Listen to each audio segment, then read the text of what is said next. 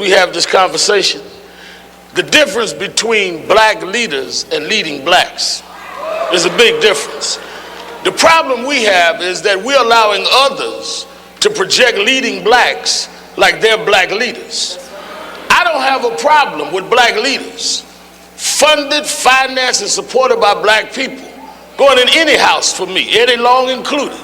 My problem is when we have people raised up who are totally alien to any accountability to our community, that are imposed upon us, and then supposedly that becomes the new view.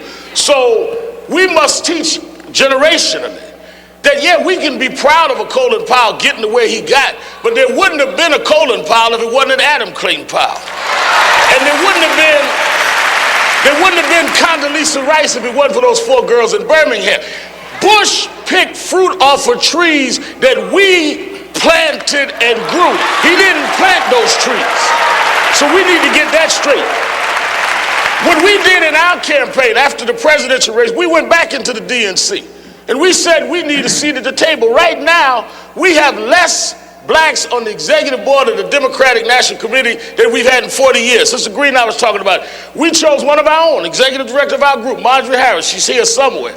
Ran up for DNC chair, asked people to support Marjorie Harris. Why? Because we wanted somebody at the table when they say we do not have the funds to know what the budget is. They told us the last week of the elections they didn't have funds for travel. We found out a week after the campaign they had millions of dollars still left in the bank. I'm talking about Democrat now. So we need to hold the accountability to those we do give our votes to. Okay, stop. Before you go further, I'm going to let you finish all your points, but I want to stop you right quick. Why then, just tell me,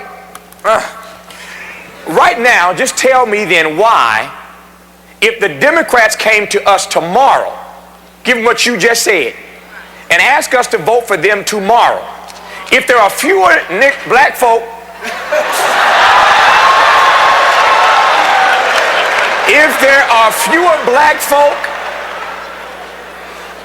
are fewer black folk on the Democratic Leadership Executive Committee now than there were 40 years ago. Right.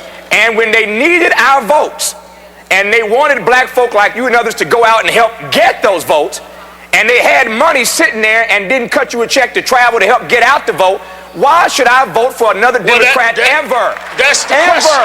That is the question. And I think that the answer has to come from a collective discussion, which is why we can't jump on each other on who we talking to if all of us is coming home with less than what we should have. That's the real issue. And that's why we ran Harris. That's why we're addressing this now. I mean, D, I didn't get the votes I wanted. If we did, we'd be having this conversation in the East Room. But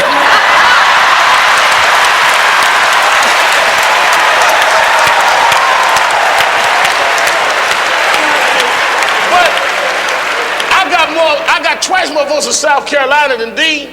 I got more votes in Georgia than Dean, and Florida than Dean, and Mississippi. He's the chair of the party. So we at least need to know why we're not more on the executive board. That's one.